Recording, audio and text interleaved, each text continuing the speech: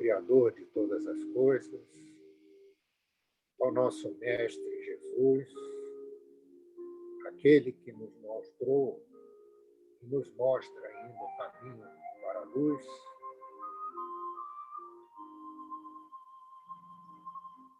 e pedir que abençoe esse momento em que nos reunimos na busca do conhecimento, que certamente irá orientar o nosso progresso espiritual, que é o principal objetivo pelo qual aqui estamos. Pedimos a vós, Pai, misericórdia para com os nossos erros,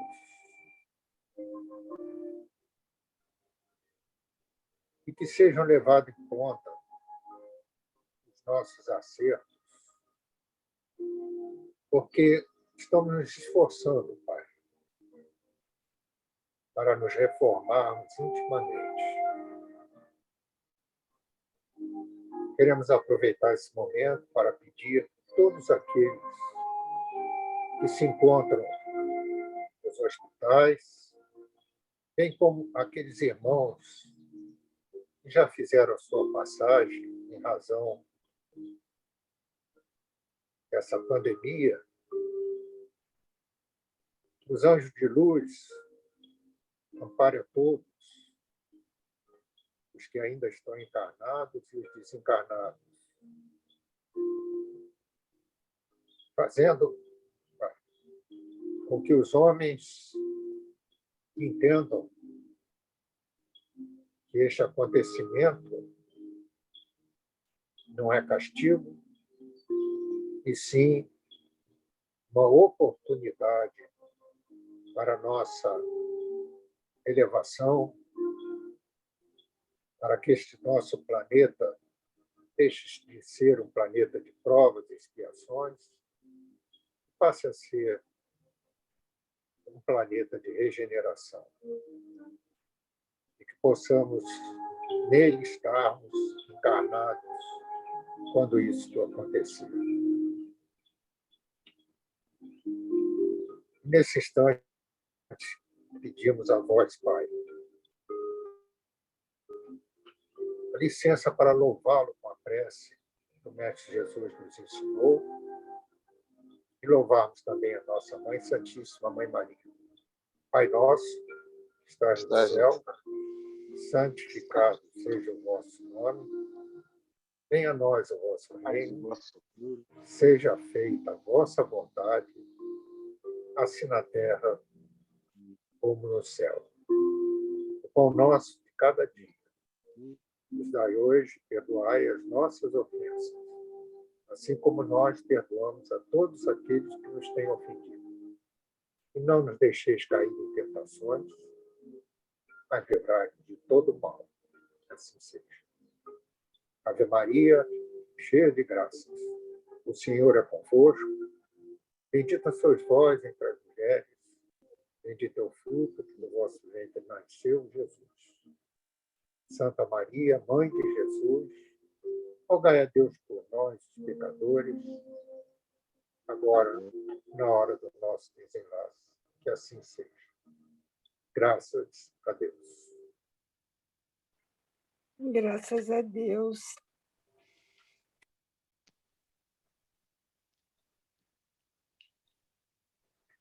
Podemos iniciar? Podemos. E aí você já pode compartilhar a sua tela. Compartilhar a tela, né? Isso, perfeito.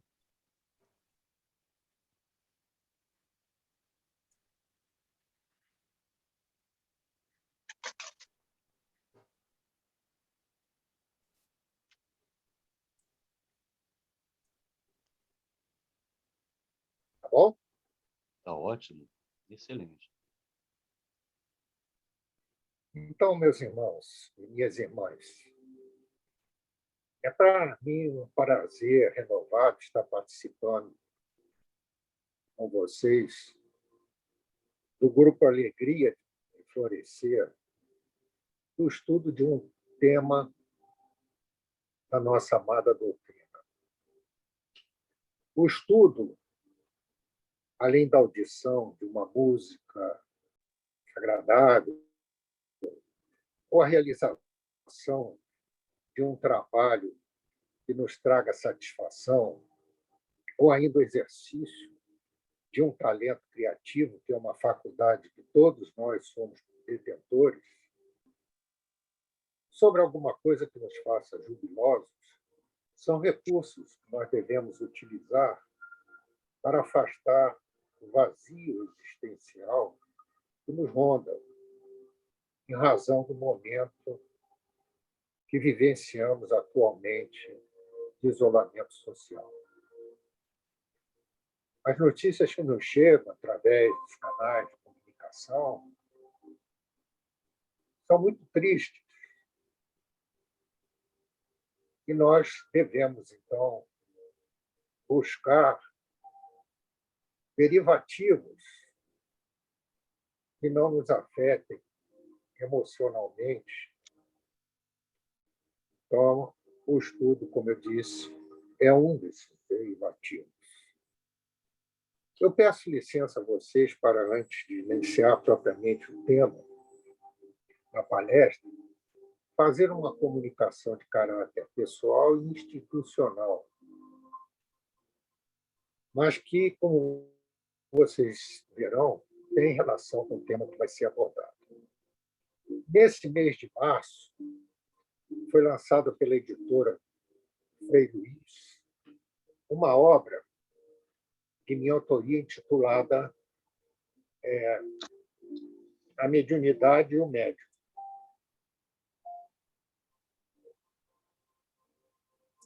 Deixa eu ver aqui. A Mediunidade e o Médium, uma obra em 2 volumes.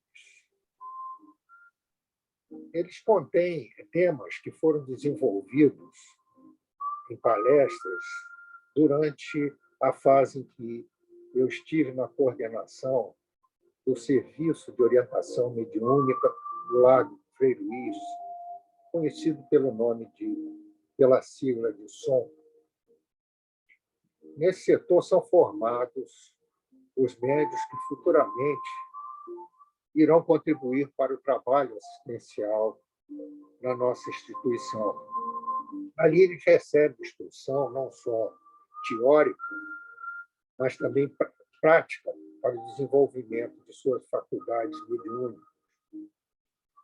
Eu pude contar na equipe com a colaboração de médios experientes, como, por exemplo, o Dalton, que foi instrutor na prática de evidência, psicografia, e da Ana Paula, que não sei se está nos assistindo, que foi instrutora da prática de psicofonia, e que foi uma importante incentivadora para que essa obra lançada saísse de um projeto inimaginável para se tornar uma realidade concreta.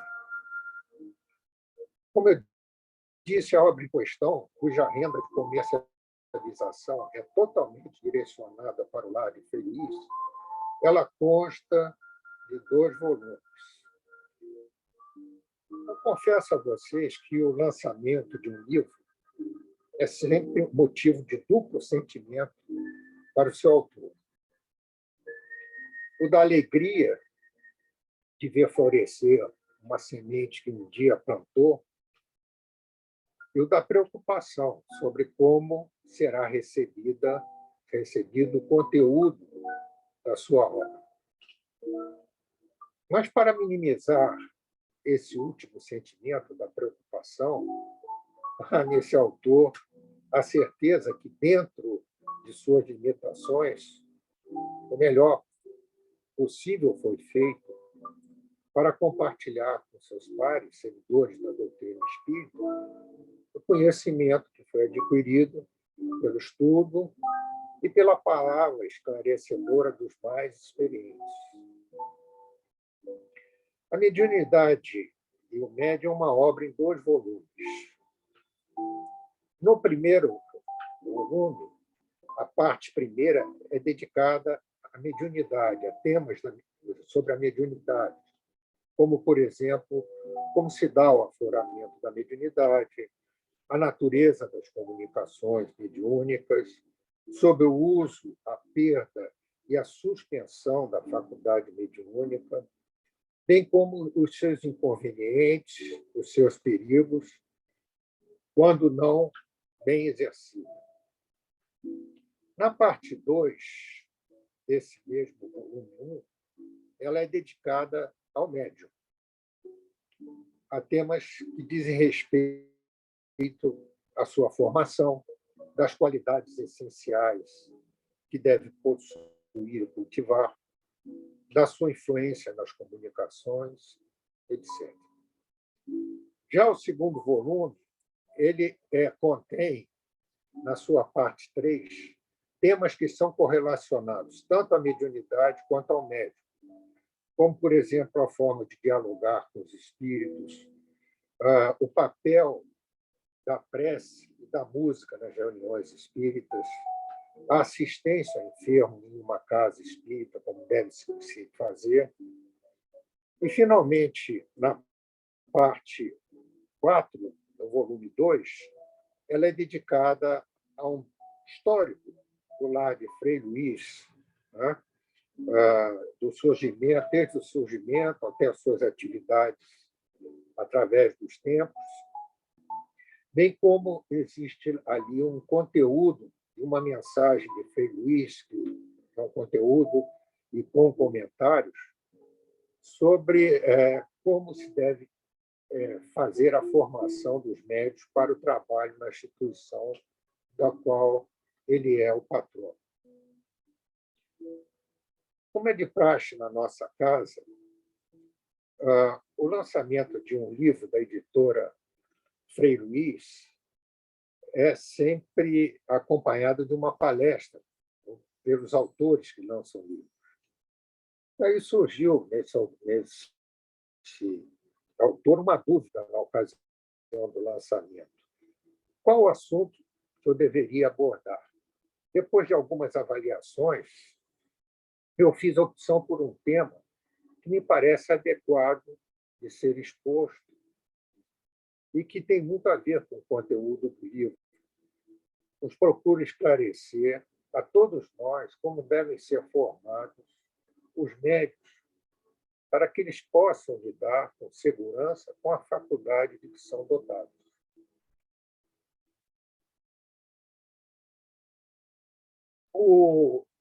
No volume 1, na parte 2, que eu disse que é relativo ao médico, no capítulo 1, tem por título A Formação do Médico. E é sobre esse tema que nós vamos aqui estudar juntos, sobre a formação do médico. Como introdução, eu gostaria de dizer que o caminho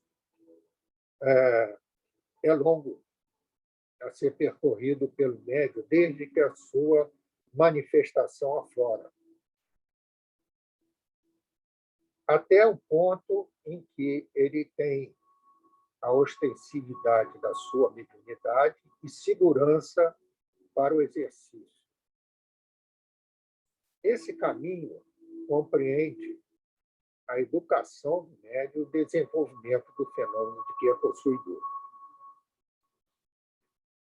O Espírito da Verdade, no livro O Evangelho segundo o Espiritismo, no capítulo 6, que tem por título O Cristo Consolador, no item 5, o Espírito da Verdade, mensagem que ele deu em Paris, em 1861, ele nos aconselhou o seguinte: espíritos, amai-vos, eis o primeiro mandamento. Instruí-vos, eis o segundo. O que quis dizer o Espírito da Verdade com isso? Que, além do amor ao próximo, nós devemos cultivar o auto-amor ou a autoestima. E que a instrução é de fundamental importância para o seguidor da doutrina espírita, e muito especialmente para aquele que nela trabalha como médium.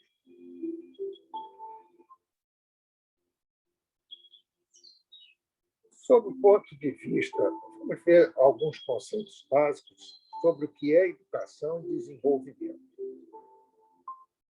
Sob o ponto de vista semântico, ou seja, significado da palavra, e pedagógica, como processo educacional, educação e desenvolvimento não são a mesma coisa. Nos dicionários, nós vamos encontrar que a educação é um substantivo feminino e é conceituado como ato de educar, conjunto de normas pedagógicas aplicadas ao desenvolvimento geral do corpo e do espírito. Educação é instrução, é disciplinamento. Agora vejamos o que nos diz o dicionário sobre desenvolvimento. Já é um substantivo masculino e conceituado como ato de desenvolver. É crescimento, progresso, ampliação, entrada em minúcias, isso aqui é o desenvolvimento. Assim, vemos que existe uma diferença conceitual entre os dois termos, embora eles estejam intimamente ligados ao conhecimento humano. Sob a ótica filosófica, pode-se constatar, por exemplo, em relação ao comportamento social, que nem sempre o que é desenvolvido é educado. Não olhar para um interlocutor ou falar ao telefone celular quando alguém está fazendo uma exposição, realmente não é um comportamento social educado. Mas há também o aspecto de que o educado nem sempre é socialmente desenvolvido, né? Vejamos sobre a denominação que se deve dar à formação do médico. É educação da mediunidade ou desenvolvimento da mediunidade?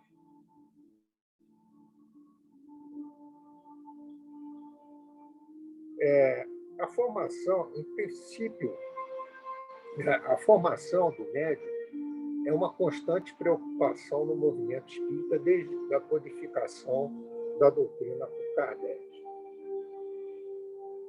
É polêmica a discussão sobre o termo a ser empregado.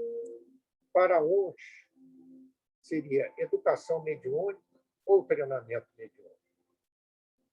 Para outros, seria educação da mediunidade ou do médium, ou desenvolvimento da mediunidade ou do médium. Vejam vocês que a diferença se relaciona a esses dois termos, educação e desenvolvimento, que nós já conceituamos anteriormente, não é? Fixando-se na segunda opção, ou seja, educação da mediunidade ou do médium, ou desenvolvimento da mediunidade ou do médium, aqueles que defendem o termo educação da mediunidade ou do médium partem do princípio que no Livro dos Espíritos, Kardec diz que, no capítulo 14, no item 159, que ele fala dos médios, diz que todos são mais ou menos médios. Então, as pessoas que defendem o termo educação da mediunidade ou do médium, diz que não se desenvolve uma faculdade que já é existente em nós. Eu não concordo muito, não, porque nós podemos ter uma faculdade e ela permanecer latente se a gente não procurar desenvolvê-la. Né? Já os que defendem o termo desenvolvimento também recorrem ao livro do médium, no capítulo 17, da formação dos médiuns, no item 200, cujo subtítulo é Desenvolvimento da Mediunidade. Então, quando se fica nessa discussão, educação ou desenvolvimento da mediunidade, eu me lembro do Gandhi, quando dizia que divergência de opinião jamais deve ser motivo de hostilidade e que é possível, então, haver a convivência de opostos, educação e desenvolvimento. Eu aqui faço o meu comentário pessoal. Em meu modesto entendimento, trata-se de uma discussão pouco produtiva quanto ao resultado final do que se quer alcançar, né? Que é o desenvolvimento, a formação do médico, vamos dizer assim. Eu coloco, no entanto, do lado daqueles que defendem o ponto de vista de que o médium precisa ser educado, antes de tudo, ser educado nos princípios disciplinares e éticos da doutrina espírita, para que o fenômeno ou a faculdade de que é detentor cresça e se desenvolva. Pensar em desenvolver a mediunidade sem o pleno conhecimento e consequente adoção dos princípios doutrinários do espiritismo é como esperar que uma árvore frutífera venha dar bons frutos sem que, para isso, ela seja devidamente cuidada a partir do plantio da sua semente. Doutor Nós Paulo, podemos dizer... só um minutinho, por gentileza. O senhor poderia reduzir um pouquinho o volume da música de fundo? Sim. Não. Não toda ela, não. Só um pouquinho, por favor, Tá, para melhorar foi. a sua voz. Obrigado. Ficou melhor? Ficaria melhor com o áudio um pouco mais baixinho. É. Isso, está ótimo. A gente está dando para Tá ouvir, eu bom? acredito. Está ótimo, perfeito. Então, Obrigado. o que nós podemos dizer é que o desenvolvimento da mediunidade sem educação do médium é ter como resultado uma árvore ressecada, com pouca utilidade. Enquanto que o desenvolvimento da mediunidade com a educação do médium, com o médium educado, é ter como consequência uma árvore frondosa, pronta para oferecer sombra ou frutos para os que dela se aproximarem. A segurança no exercício da mediunidade e a conduta do médium estão diretamente relacionados à educação que é fornecida.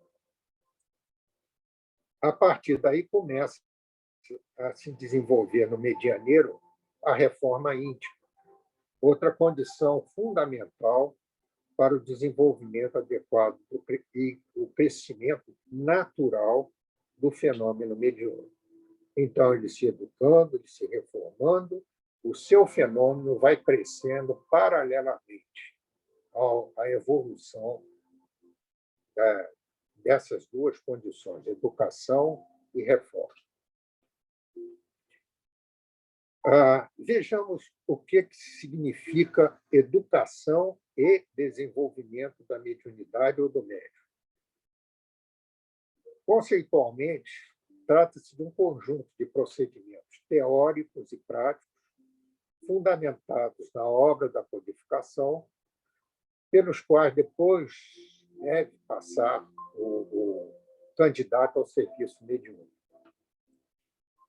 Quais são os objetivos tanto da educação mediúnica quanto do desenvolvimento mediúnico? Da educação é propiciar conhecimento geral da mediunidade, com foco na formação ética, moral e intelectual do médium. E o desenvolvimento, por sua vez, tem por objetivo capacitar e aprofundar o médium frente ao fenômeno que ele manifesta.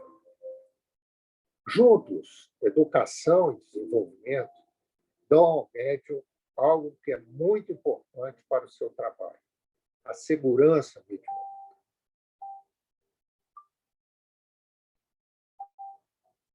Quais são, em relação à educação mediúnica, a gente pode dizer que o médium ou a mediunidade não educada ela é um diamante ainda não lapidado, né?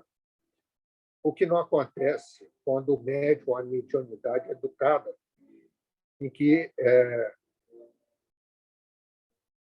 passa a se tornar uma pedra preciosa no que diz respeito à prática da caridade.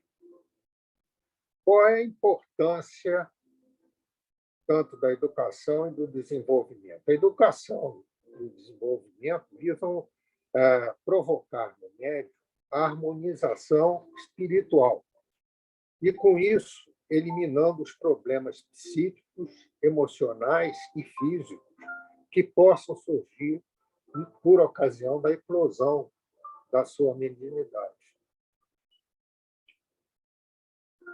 Qual é o local ideal para a formação de um médium? É o centro espírita. E há 3 razões para isso. A primeira, o centro espírita é um ambiente magnetizado espiritualmente pelos benfeitores espirituais, pelos mentores daquele centro, né? Para as atividades de socorro espiritual e de esclarecimento. A segunda razão é que, no centro espírita, os dirigentes e os instrutores são possuidores de sólidos conhecimentos sobre a doutrina, em especial sobre a mediunidade, além de possuir uma elevação moral para uma segura orientação de espíritos infelizes e ignorantes que muitas vezes vão incorporar nos médiuns informação. E a terceira razão do centro espírita ser o local ideal, a casa espírita ser o local ideal para a formação do médium, é que a equipe espiritual, que é encarregada dos trabalhos mediúnicos, ela dispõe de todos os elementos fluídicos adequados para proteger os médiuns e demais trabalhadores da casa espírita. Então, é um local apropriado para que o médium se forme. Há locais que são opcionais, porque nós sabemos de reuniões que são feitas em casas de família, né? E ali, muitas vezes, eu mesmo, como médium, fui desenvolvido numa reunião em casa de família. Mas ali, até nessas circunstâncias, devem ser feitas as reuniões em locais apropriados, em locais de atividades nobres, como, por exemplo, biblioteca, sala de palestra, salas de estudo, né? Locais reservados. Kardec, no Livro dos Médiuns, no capítulo das evocações, no item 282, ele pergunta aos espíritos sobre se existe dia, horário especificado para o desenvolvimento do médium ou a formação de um médium, né? E ele recebe como resposta, dentro da resposta que é dada a ele, é dito o seguinte: um local consagrado às reuniões é preferível porque o recolhimento se faz mais perfeito. Então, deve sempre ser o mesmo local. Existem locais inadequados para se fazer uma reunião espírita, principalmente para formar médiuns. É aqueles locais de reuniões sociais, onde acontece com frequência conversas descuidadas, visitas inconvenientes, atos reprováveis, né? Porque ali, muitas vezes, é um local de concentração de irmãozinhos pouco iluminados, né? Pouco esclarecidos.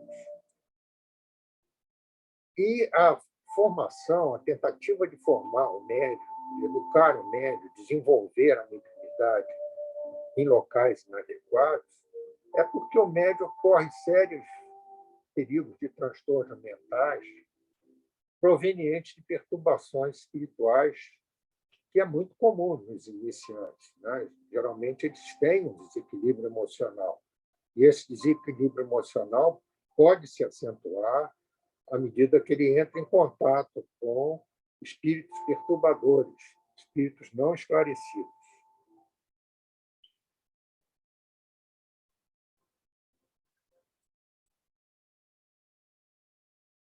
No livro dos médios, Kardec faz um comentário que eu considero muito pertinente, um alerta, aliás. Ele diz o seguinte: a maioria dos médios principiantes enfrenta a dificuldade de se relacionar com espíritos inferiores. Não é fácil. Não é fácil. Precisa realmente estar em local adequado e bem amparado.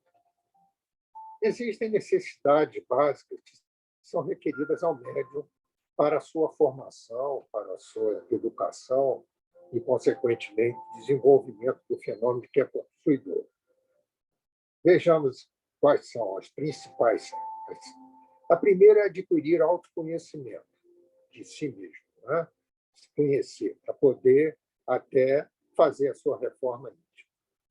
A segunda é livrar-se de vícios e hábitos que são negativos, como, por exemplo, maus pensamentos, a irritabilidade fácil, né? Maledicência, preguiça, são coisas condutas, né? Comportamentos não adequados para o médium que está em formação. Ele tem que adquirir dedicação sem interesse material e moral. Ele tem que trabalhar para a prática do bem. Manter-se em paz e em sintonia com espíritos elevados. Ele não pode abusar da sua faculdade mediúnica, né? Porque muitas vezes o médium que começa a sua formação fica extremamente angustiado, desejando toda hora haver uma prática para ele ter a comunicação mediúnica, né? Então, ele não pode abusar da sua faculdade mediúnica. E a última é disciplina, disciplina, disciplina, disciplina. Eu ainda acrescento mais uma: humildade, humildade, humildade, humildade. Ele, desenvolvendo essas necessidades básicas, o médium acaba se moralizando. E qual a importância da moralização do médium? A moralização do médium vai libertá-lo das influências de espíritos inferiores e perversos, que vão se sentir impossibilitados de ter um maior predomínio sobre o médium ou sobre o seu ambiente de trabalho. No Evangelho de Chico Xavier, escrito pelo Carlos Bacelli, ele diz o seguinte: os espíritos amigos sempre mostram dispostos a nos auxiliar, mas é preciso que, pelo menos, lhes ofereçamos uma base. E a base que o médium pode oferecer para os espíritos de luz que vêm em seu auxílio, que vêm auxiliar o seu trabalho, é a sua moralização. Né? Quais são os meios que o médium pode utilizar para alcançar aquelas necessidades básicas anteriormente listadas? A oração, a meditação, o estudo. E a sua atuação expressa em trabalho, serviço e amor ao próximo, tanto aos encarnados quanto aos desencarnados. E aquele médium que está em desequilíbrio, médio iniciante em desequilíbrio, até mesmo serve para o médium que já tem algum tempo de trabalho que se desequilibra. Isso pode acontecer com nós ainda não somos muito evoluídos de não nos desequilibrarmos diante de certas situações, não é isso? Então, o que deve ser feito com esse médium que está em desequilíbrio? Durante o tempo necessário ao seu reequilíbrio, ele deve receber assistência espiritual adequada. E quais são os recursos? Ele frequentar as reuniões públicas, são os passes, água fluidificada, incentivá-lo à prática da oração, do estudo, do culto do evangelho no lar, né? Então, isso é a forma que a gente tem para reequilibrar o médio que está em desequilíbrio. Vamos ver agora um pouco mais particularizado a educação mediúnica, ou a educação da mediunidade ou do médium, né? A educação mediúnica, ela é resultado de um estudo constante que o médium deve fazer, que leva ele a adquirir conhecimentos elevados e, como consequência, ele sintoniza com bons espíritos. E isso lhe permite o exercício da mediunidade com segurança e bom proveito. Então, o médium, para ter segurança na sua prática, no seu trabalho mediúnico, ele precisa ser educado. A segurança conferida pelo estudo permite ao médium melhor sintonizar com seus mentores, né? Como também poderá envolver os espíritos, através deles se comunicam, para que se portem de maneira adequada, especialmente aqueles espíritos rebeldes, né? Então, o médium que tem a segurança mediúnica, ele consegue conter esses espíritos, muitas vezes palavreado, ou até mesmo a gesticulação desses espíritos quando incorporam no médium. A educação mediúnica é um trabalho que começa antes da reencarnação, continua com a reencarnação e prossegue na vida após o desencarne. O médium pode, muitas vezes, servir como medianeiro na erraticidade, no plano em que ele se encontra, no astral, né? No livro Os Mensageiros, André Luiz, através da psicografia do Chico Xavier, no capítulo 3, nos dá informação sobre a existência do nosso lar, bem como em outras colônias espirituais, no departamento do Ministério de Comunicação, de um centro de mensageiros, destinado à preparação de médios para o exercício da tarefa no plano físico. Então, ele, antes de reencarnar, ele já é preparado nesse centro de mensageiros. Ali não é só os médios, mas também os doutrinadores, esclarecedores e os dirigentes das casas espíritas. O que acontece com eles? Eles recebem instruções e tratamentos especiais no seu perispírito que aguçam a sua sensibilidade para as percepções extrasensoriais que irão ter quando estiverem encarnados num corpo físico, o que vai facilitar muito o seu trabalho mediúnico, ou o seu trabalho como dirigente de uma casa espírita, ou o seu trabalho como esclarecedor de espíritos em reuniões de desobsessão, por exemplo. Então, ele já tem a preparação no seu perispírito para que ele possa ser sensível às percepções que muitas vezes são trazidas pelos espíritos benfeitores, né? A faculdade mediúnica ela não cessa após o desencarne. No plano espiritual, o médium pode continuar exercendo a sua tarefa medianeira. Os médios que são preparados nesse centro de mensageiros são aqueles que falharam nessa função de medianeiros em outras encarnações, ou que pelo remorso solicitam uma nova oportunidade. Ali também são preparados os espíritos que querem ter a experiência da mediunidade, né?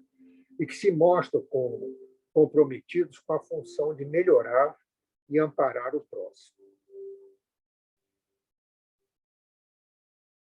No livro O Consolador, também pela psicografia de Chico Xavier, Emmanuel nos diz quando, em resposta à questão 387, que é perguntado qual é a maior necessidade do médium, Emmanuel esclarece que, enquanto ele permanece nessa dimensão terrena, né, o médium tem como necessidade primeira evangelizar a si mesmo antes de se entregar a grandes tarefas doutrinárias, para evitar o fantasma do personalismo em detrimento de sua missão.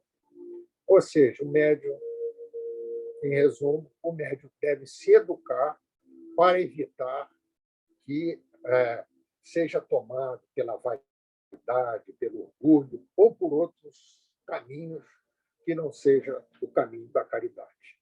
Então, para isso, ele deve se evangelizar, que significa se educar. No livro Mediunidade e Sintonia, também psicografia de Chico, Emmanuel nos diz o seguinte: educação não aparece sem disciplina, como disciplina não chega sem sacrifício, e o sacrifício não é fácil para ninguém. Então, a disciplina é um fator fundamental para a formação do médium.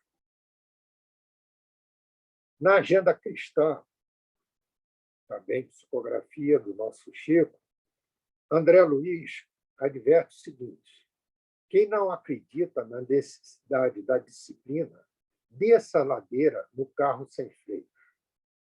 Ora, e o que acontece quando a gente desce a ladeira num carro sem freio? Está aí.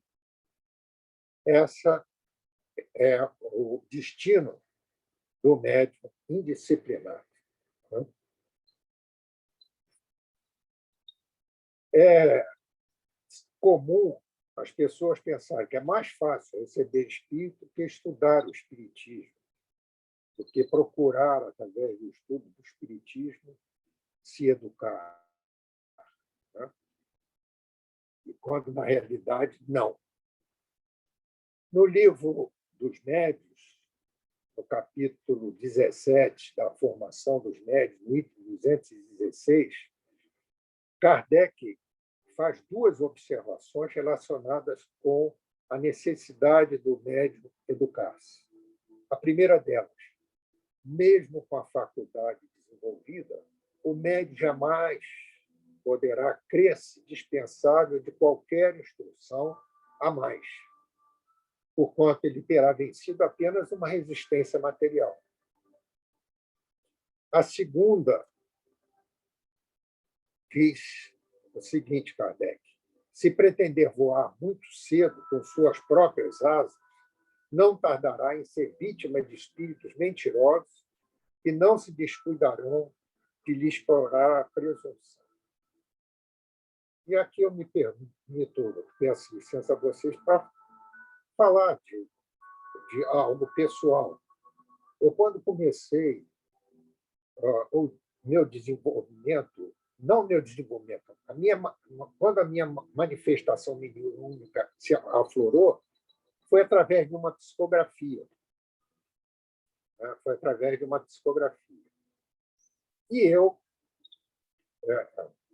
tratava de eu fui chamado para ver uma criança que estava muito mal. Ela estava internada no pronto-socorro cardiológico ali do bairro da Tijuca, e ela tinha feito um quadro de erisipela, porque tentaram pegar a veia na perna dela, infectou e fez o quadro de erisipela. Essa criança tinha os 2 pulmões tomados por uma pneumonia, estava em respiração automática, e eu fui até lá para dar minha opinião como especialista em doenças vasculares. A erisipela é uma doença, é uma infecção que acomete muito a portadores de problemas de doenças vasculares. E eu era praticamente recém-formado, eu fui lá, fui atendido pelo pediatra da criança, e esse pediatra, que era mais velho, bem mais velho, falou comigo me relatou o quadro da criança, disse que era muito grave e que tinha aquela erisipela que estava ainda agravando mais o quadro. E ele perguntou para mim o que eu achava. Eu disse para ele, de fato, uma erisipela e tem que dar penicilina. E aí eu notei que o médico achou graça, né? E falou para mim, olha, meu caro doutor, jovem doutor, eu estou dando para ela os antibióticos mais recentes que saíram para tratar o pulmão dela. O senhor vem me falar em dar penicilina. Eu fiquei muito sem graça, né? Porque eu estava acostumado no hospital a tratar com bons resultados, com uma ótima resultado, os pacientes que tinham erisipela através da penicilina, que o germe provocador da erisipela era muito pouco resistente à penicilina, era muito sensível à penicilina. Bom, eu fui trabalhar, eu trabalhava com o meu chefe, e relatei para ele. O meu chefe falou, não, você está certo, tem que dar penicilina. E chegou em casa à noite, eu cheguei em casa à noite, e eu estava lendo, estava estudando, e eu estudava sempre com um bloco para fazer um resumo, né? E tinha um lápis, uma caneta junto. E aí me veio na mente a criança, né? O estado grave da criança. E eu, então, eu vou fazer uma oração por aquela criança. E comecei a orar. E nisso que eu estava orando, a minha mão começou a ficar pesada. E foi na direção do lápis que estava em cima da mesa e do bloco. E aí escreveu, deve dar penicilina. E assinou Zoé de Oliveira Barros. Evidentemente que eu me emocionei muito com aquilo e resolvi telefonar para o pediatra para tentar saber como é que estava a criança. O pediatra me falou o seguinte, olha, Paulo, você me falou na penicilina. Depois que você foi embora, aquilo ficou na minha cabeça, que não saía da minha cabeça. Aí eu resolvi dar a penicilina para a criança. Suspendi os antibióticos anteriores e resolvi dar a penicilina, pelo menos para tratar esse tema. Conclusão da história. A criança, 5 dias depois, teve alta, sem pneumonia e sem erisipela. Quando eu tive essa notícia, eu fiquei encantado. Né? Eu disse, meu Deus do céu, eu tenho relação com o plano espiritual. Então, eu agora vou fazer as minhas mensagens. Né? E aí, toda noite, eu chegava em casa, eu estava numa musiquinha de fundo, que eu sempre gosto, eu tenho ouvindo uma musiquinha, sempre que faço uma palestra, eu gosto de ter uma musiquinha de fundo. E aí, botava a musiquinha de fundo, sentava, pegava o bloco, pegava o lápis e começava a tentar. E comecei a receber umas mensagens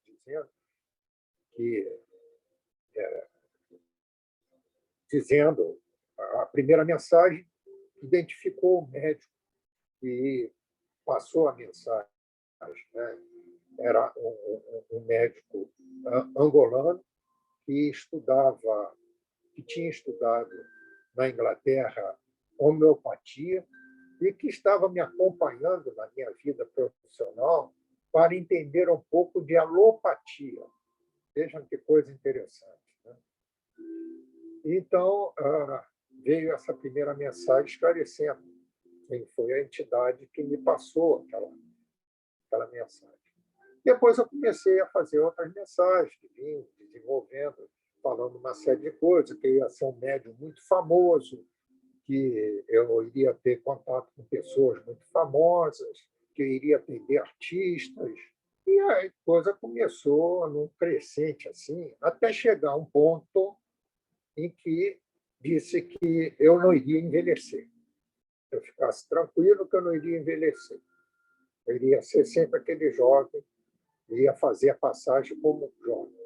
Aí eu não aguentei, achei um absurdo, e fui procurar a antiga casa que eu frequentava, a residência onde eu frequentava as reuniões mediúnicas residenciais, né, que aconteciam naquela residência. E procurei a senhora que recebia o espírito, e de vez em quando o mentor dela conversava comigo, e ele pegou aquelas mensagens e disse: olha, essa primeira mensagem que identificou a entidade que você psicografou é verdadeira. As outras foram espíritos jocosos que se aproveitaram início da sua manifestação mediúnica para ficar brincando com você, falando esse monte de bobagem que você vai atender artistas, etc., e que, principalmente, que não vai envelhecer. Você, como médico, sabe que isso é impossível. Né? E foi aí que a senhora lá disse: olha, eu vou desenvolver você, etc. E aí eu iniciei o meu desenvolvimento mediúnico. Me desculpe eu ter me alongado, mas eu acho que isso é muito ilustrativo para mostrar que a gente não pode fazer por nossa conta um desenvolvimento só porque recebeu alguma mensagem ou que viu alguma coisa, aí fica concentrado para ver mais, aí vai ver coisas que não gosta. Então, é isso que Kardec chama atenção. Se pretender voar muito cedo com suas próprias asas, não tardará em ser vítima de espíritos mentirosos, que não se descuidarão de lhe explorar a presunção. Bom, por quanto tempo está prevista a educação do médico? Não há tempo previsto para a educação do médico. A mediunidade é um trabalho para muitas reencarnações na existência do espírito. Vamos ver agora alguma coisa sobre o desenvolvimento mediúnico, o desenvolvimento do fenômeno, ou o desenvolvimento da mediunidade ou do médium. Mas é o desenvolvimento do fenômeno que o médium desenvolve. Quais são os instrumentos para haver esse crescimento do fenômeno mediúnico naquele que é portador da faculdade mediúnica? A evangelização. E quais são os instrumentos para isso? A reforma íntima e a aquisição de conhecimentos. Né? No momento que ele tem a reforma íntima, faz a sua reforma íntima aliada à aquisição de conhecimentos, ele adquire segurança mediúnica e essa segurança mediúnica faz crescer o fenômeno do qual ele é portador. O auxílio do desenvolvimento da faculdade mediúnica é da responsabilidade dos orientadores espirituais, não só de desencarnados, mas também de encarnados, né? Aqueles que são designados para orientar a evolução do fenômeno de que o médium é portador. O desenvolvimento deve ser perseverante, então deve haver sempre a reunião para esse desenvolvimento, mas não se deve ficar fazendo condicionamentos para confirmar ou não se aquela pessoa é portadora de uma faculdade mediúnica. Deve-se deixar que a coisa se faça de uma forma espontânea. Né? É lógico que a gente faz todo um preparo, mas não ficar forçando. Né? Não ficar forçando. O desenvolvimento, quando ele é mal orientado, ele faz com que a mediunidade, ao invés de se tornar algo precioso, se torne um canal de perturbação para aquele que é possuído. No livro Mediunidade e Sintonia, há esse texto que eu considero muito interessante. O desenvolvimento sem aperfeiçoamento do veículo para as manifestações espirituais, ou seja, sem o aperfeiçoamento do médium, é o mesmo que é o mesmo que trabalho sem orientação do operário. E o que acontece quando o operário não recebe orientação para o seu trabalho? Ele, invariavelmente, ele desenvolve um cansaço inútil, né? Um cansaço fácil. Um outro dado interessante ainda da formação dos médios é o que consta no livro dos médios, no item 203. Para que um espírito possa comunicar-se, é preciso que haja entre ele e o médium relações fluídicas, que nem sempre se estabelece instantaneamente. Então, tem que haver essa sintonia energética, essa sintonia fluídica entre o fluido do médium e o fluido do espírito, que vai se comunicar através dele. Só à medida que a faculdade se desenvolve é que o médium adquire pouco a pouco a aptidão necessária para se pôr em comunicação com o espírito que se apresenta. Então, é quando ele sente a presença do espírito, é quando ele permite a passagem do espírito. Bom, como conclusão daquilo que a gente fala em formação do médium, que é a sua educação e desenvolvimento, a gente traz como mensagem final o seguinte: as condições mais importantes que devem ser observadas na educação e no desenvolvimento de uma faculdade mediúnica são a calma e o recolhimento. Isso são palavras de Kardec. Junto com o desejo ardente e a firme vontade de conseguir-se o intuito. Então, o médium deve ter calma, deve fazer o seu recolhimento, ou seja, se disciplinar em relação, ou se equilibrar em relação às coisas materiais e espirituais, ver como deve equilibrar essa conjugação, né, que acontece na nossa vida, e o desejo da gente servir ao próximo, né? Isso é que é importante. E aqui eu termino mostrando o exemplo, o modelo de médium que deve ser para nós, que é Jesus, que nos disse, de acordo com João, capítulo 8, versículo 12, eu sou a luz do mundo, quem me segue não andará nas trevas, mas terá a luz da vida. E assim, meus irmãos, termino pedindo desculpas se eu me alonguei um pouco, principalmente em detalhes pessoais, mas eu achei que eu me senti à vontade para fazer isso, porque eu sei que vocês recebem muito bem quem deseja contribuir para que a nossa doutrina ganhe cada vez mais adeptos com conhecimento da doutrina, com instrução para poder passar adiante e cada vez mais amealhar, sem que isso seja de uma forma fanática, né? Mas amealhar seguidores, fazer com que o nosso mundo, que está tão necessitado de modificação, que nós possamos contribuir com essa modificação através do nosso conhecimento da doutrina espírita. Muito obrigado, meus irmãos e minhas irmãs.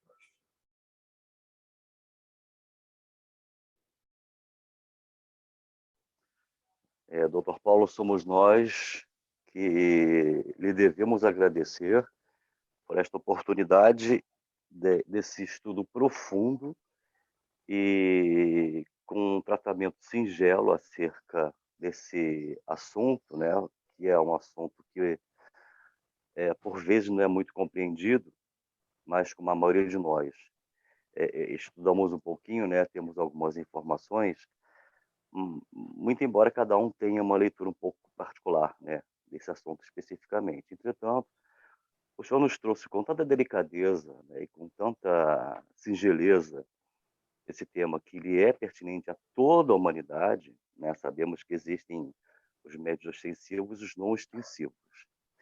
E foi um trabalho desenvolvido com tanto carinho que nós percebemos que, na minha humilde opinião, eu acredito que ele deveria ser exibido em todas as casas espíritas do país, não só no país como também fora, pela maneira com que o senhor tratou do assunto, dessa forma leve, pedagógica, com uma didática ampla e ao mesmo tempo simples, onde todos puderam compreender, né, com um viés até mais lúdico, digamos assim,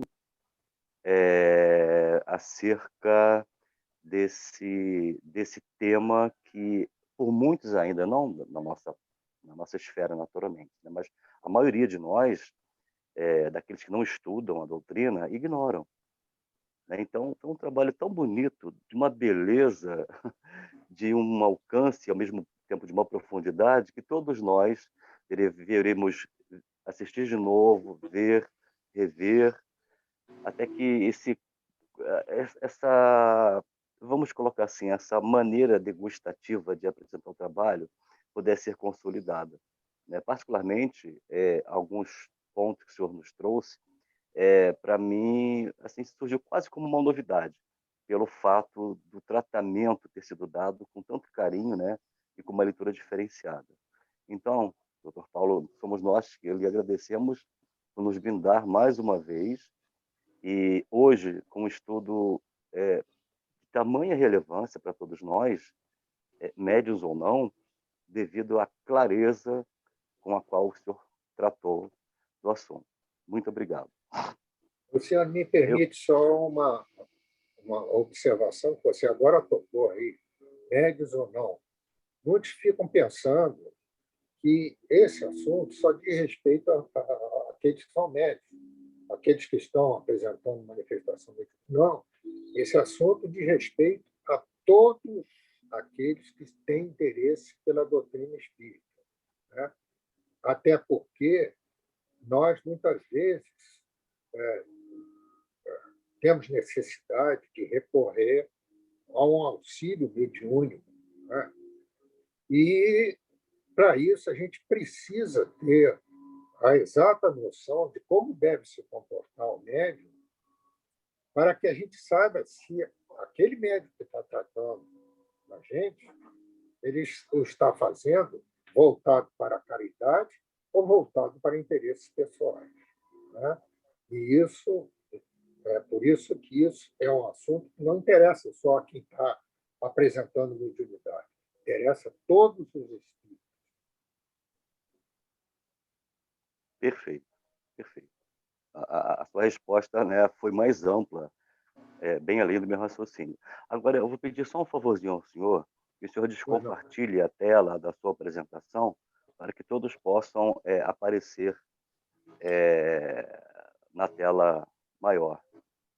Isso, Interromper o interromper. compartilhamento. Isso. Exato, perfeito, muito bom. Exatamente. Obrigado, doutor Paulo. O nosso amigo e companheiro Dalton, queridão, pode tomar da fala, por favor? Levantou a mãozinha aí, estamos aguardando a sua vez. Primeiro, agradecer muito, Paulo, nessa sua gentileza. Paulo, eu e o Paulo somos amigos de sempre de Preluí. Paulo está lá, se eu não me engano, desde 81, aí eu estou de 87, mais ou menos. Paulo, desculpa, Paulo, eu nunca falei isso assim em público, mas você é o meu ídolo. Você, para mim, é o cara. Né? Você, para mim, é o cara lá do Preluí. Né? Os outros irmãos também, o Wilson. Você é meu amigo, é diferente. A gente compartilha coisas da vida comum. Então, não está só na esfera da mediunidade. Né? E eu não podia deixar de falar, né? De expressar o meu agradecimento. Esse grupo é muito especial. A gente estuda todos os dias, de segunda a sábado. Só não faço quando o trabalho me impede ou uma outra razão né? Mas é uma delícia estar nesse grupo. E esse grupo já é apaixonado por você, pode ter certeza disso. Obrigado. Sem dúvida. A gente fala muito disso, né? E eles passaram a conhecer Frei Luís. Né? Eu sempre que alguém tem dificuldade, que nos pede uma gentileza para poder levar nome, eu digo sempre a ele, pode conversar com o Frei Luís que possivelmente a história está resolvida, né? Ou pelo menos será ouvida. Né? Agradecer a você, Paulo, pela amizade, pelo carinho, você ter aceitado mais uma vez esse convite. Isso não vai ficar por aqui. Provavelmente haverá uma sequência de palestras suas aqui, se for do seu prazer também de se expor aqui nesse grupo. É isso. Obrigado. Eu não sei. Ô, doutor Paulo, pelo menos a cada 2 meses você já tem que marcar o cartão aqui com a gente. Tá bom. O Marco Celeno levantou a mão também. Bom, gente, foi muito bom estar aqui, assistir mais essa palestra do Dr. Paulo. Concordo com o Luciano, você tem que fazer a carteirinha de sócio do grupo e a cada 2 meses apresentar uma palestra. E eu queria agradecer em particular, porque o senhor hoje trouxe um ensinamento leve e que, assim, para mim, que vi muitas instituições, né, acabarem com o nome de Seção de Desenvolvimento Mediúnico, que agora não tem mais isso, porque mediunidade não se desenvolve, mediunidade se educa. Aí mudaram o nome para a Seção de Educação Mediúnica. Por muito tempo eu embarquei nessa, mas eu sempre tinha uma coisa me incomodando com isso. E hoje o senhor me deu a explicação do porquê. Existe o desenvolvimento e existe a educação. São 2 coisas distintas que são feitas dentro da mesma coisa que é a mediunidade. E elas têm e devem ser trabalhadas, né, cada uma no seu tempo, sempre, no seu tempo não, as 2 sempre ao mesmo tempo, mas cada uma levando para o seu objetivo, para que o trabalho comum acabe, vamos dizer assim, eclodindo de uma melhor forma. Eu adorei esse ensinamento que me esclareceu agora como eu posso responder as pessoas com o que me incomodava. Já não vai me incomodar mais. Muito obrigado.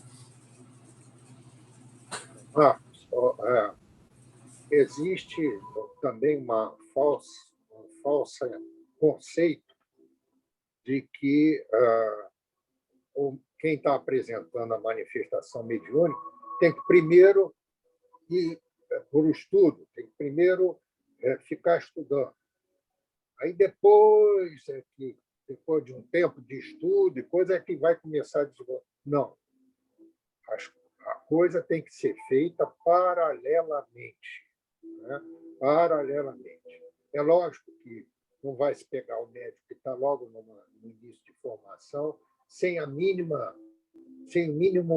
conhecimento da doutrina, sem o mínimo conhecimento do que é mediunidade, e começar logo a botar ele para receber espírito, né? Ou ficar forçando ele a ver espírito, se é que teve como primeiro. Não, não é assim. Mas que a coisa tem que ir mais ou menos paralelamente, tem que ir.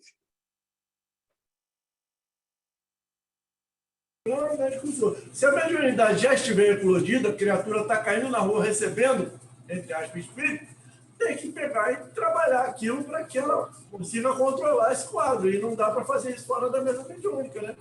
Tem que trabalhar ela com o médium já experiente, mas trabalhar ela também. Né? Só para você ter uma ideia, lá no Frei Luís, existe uma escola, a Escola de Evangelização Francisco de Assis, que ensina a base da doutrina espírita. Né? E a pessoa, quando chega lá, com mediunidade já bem aflorada, né? Ela é recebida no som, mas ela vai encaminhada para a escola para estudar a doutrina na escola, mas ela não fica lá só na escola, não. Ela também fica no som, aprendendo coisas da mediunidade no som. Entendeu? Doutor Paulo, só uma informação, por gentileza. Nós já sabemos o que é som, mas você poderia dizer o que significa essa sigla SOM, por favor? Serviço de Orientação Mediúnica. Serviço Obrigado. de Orientação Mediúnica do Lar de Frei Luís.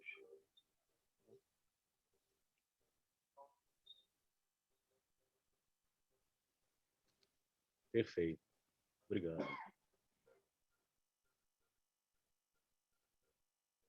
E Luciano, para todos do grupo. O Paulo, Mais o alguém? Roberto, Então, desculpa, eu invadi o espaço.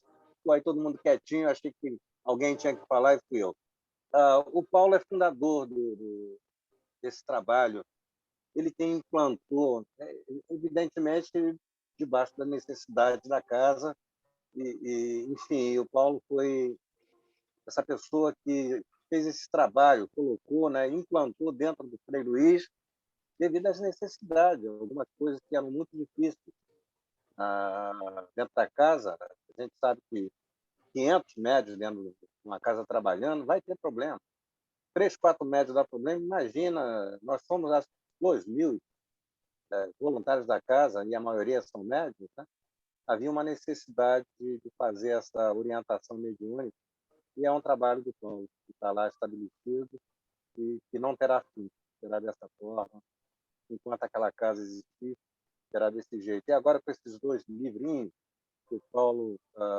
livrinho não, aí é maneira de falar nisso, né? Carinhosamente livrinho. Mas será de grande utilidade. Eu conheço, já li os 2, conheço o trabalho do Paulo, eu participei junto com o Paulo esses tantos anos lá, a gente sempre junto. Conheço o caráter do Paulo, isso não é fachada, nunca foi.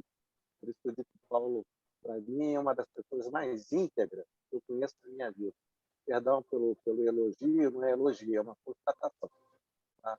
E que me ajudou muito esse tempo todo, como médium e como pessoa. Eu acho que a gente, né, vale a pena ler esses 2 livros e considerá-los, não é só ler, considerá-los. Que possa ser, tem alguma coisa que não agrade a um ou a outro, porém, é um pequeno manual para que a gente possa garantir que o trabalho mediúnico de qualquer cidadão estará bem embasado, bem orientado através do ensinamento do Paulo Coelho. Obrigado. Dalton, não é livrinho, não. São 2 volumes de uma enciclopédia maior. Sim. Carinhosamente, 2 livrinhos, porque são pequenos, né? Carinhosamente. Isso aí. Doutor Paulo, eu agradeço o presente. Eu faço aniversário amanhã e o presente veio hoje, graças a Deus. Poxa, Eu estava te ouvindo aqui na minha, falei, pô, isso aqui, fulano tem que ouvir isso, fulana tem que ouvir isso. Eu comecei a fazer assim, botar os tracinhos e, de repente, me vi que eu tenho que ver isso, e tenho que ver de novo, porque esses ensinamentos são coisas sérias, né? Eu anotei todos os capítulos, vamos lá, ler os livros todos, tem que reler. Ler e reler significa estudar. A gente passa por isso, né? E vê, tem sempre um irmão ao nosso lado que precisa de ajuda. Então, já que é assim, a gente vai se preparar e tentar ajudar todo mundo, inclusive a gente, né? Agora, eu tenho 2 perguntas para fazer para você. Nesse trabalho, nesse estudar e desenvolver a mediunidade, 2 coisinhas que eu tenho que eu gostaria de ouvir de você. Você já recebeu elogios de espíritos superiores? Já foi reprimido por espíritos superiores? sim. Elogio. O elogio, quando é feito, é no sentido de dizer que a gente está no caminho certo.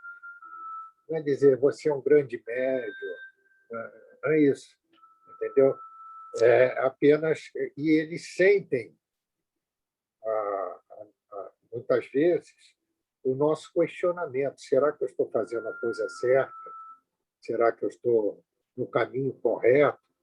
E aí eles, às vezes, se manifestam dizendo isso: olha, está correto, continua assim, né? E sempre alertando, sempre muito mais alertas do que propriamente elogios, né? E reprimendas, Olha, é bem possível que tenha, mas eu não me lembro muito, não, viu? E elas, quando aconteceram, eu me lembro que foram muito suaves, não foram nada de, você fez isso. Não, foram muito suaves. Uma delas foi essa, eles me chamarem a atenção quando eu comecei a fazer sozinho, querer fazer sozinho o meu desenvolvimento. Disseram, não, isso aí não é correto o que você está fazendo. Mas é isso. A gente, eu acho que as entidades superiores eles têm uma forma muito equilibrada de lidar conosco. Né? A primeira é não nos ferir, né? Porque sabem que nós somos passíveis de erros. Né? Então, não pode vir apontando o dedo.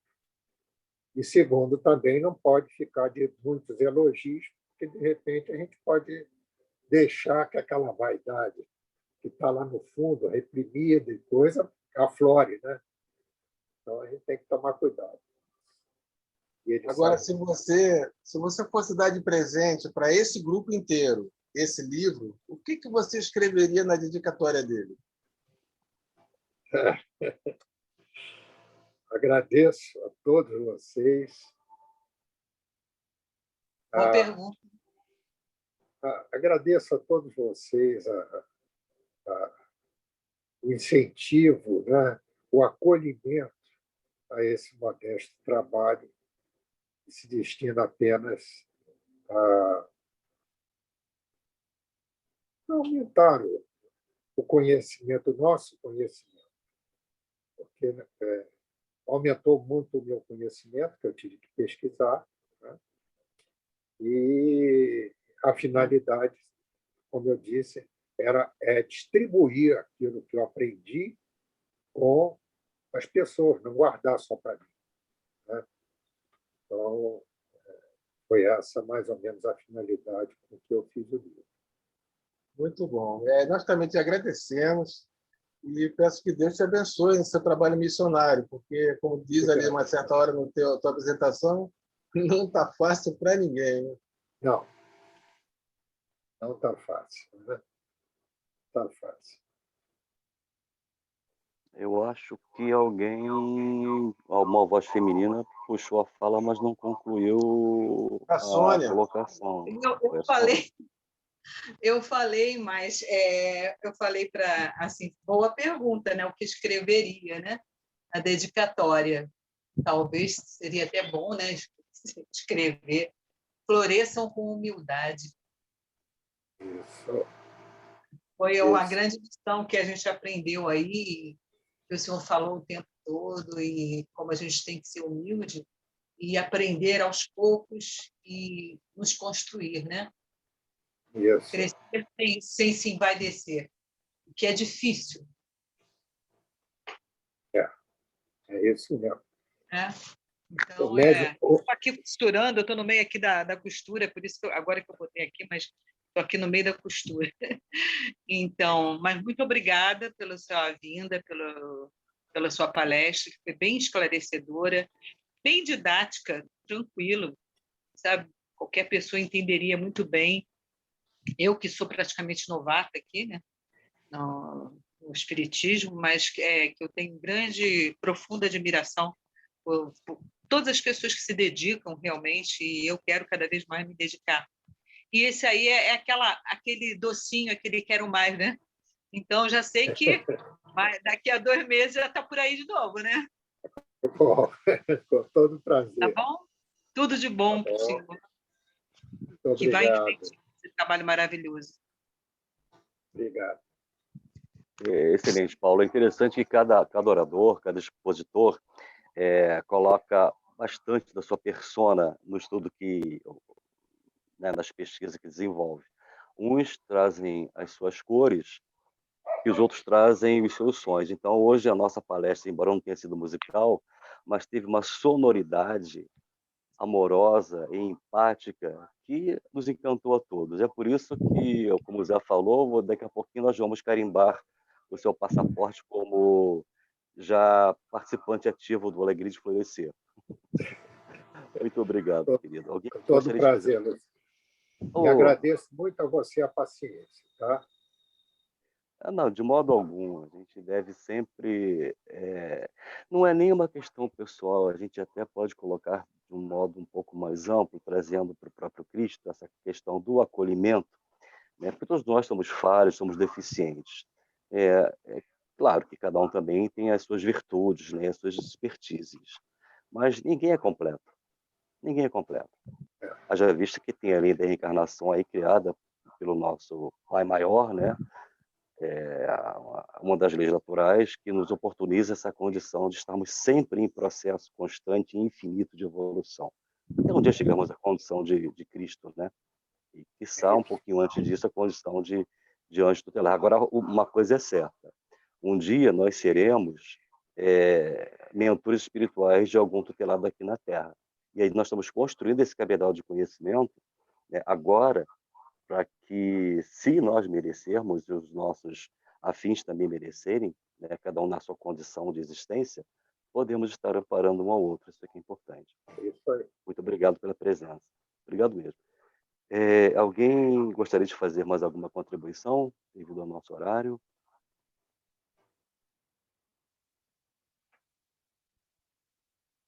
Dona Marisa está dizendo muito obrigado, doutor Paulo. Sua humildade e sabedoria são louváveis. Parabéns. Bom, então, se alguém não quiser mais contribuir, né, nós estamos aqui ainda embevecidos com o seu trabalho. Existe esse processo, não, é verdade. A gente fica meio que em estado de êxtase, digerindo, né? Depois a gente vai assistir novamente a palestra, né, naquele canal que todos conhecem, né? Nossos vídeos sempre são colocados lá, para mergulharmos novamente, né, nesse trabalho, né, e sempre muito pontual, interessante. Esse é o terceiro trabalho e cada um deles com uma riqueza de conteúdo e uma leveza de condução que a gente não tem como não se embevecer, doutor Paulo. Muito obrigado mais uma vez. Muitíssimo obrigado. Obrigado. Disponham sempre. Opa, não, já estamos dispondo. Daqui a 2 meses, até o final do ano, você está com a gente. Tá bom. Muito bom, muito bom. Muito obrigado. Dalto, meu querido, você pode fazer a oração de encerramento, por favor?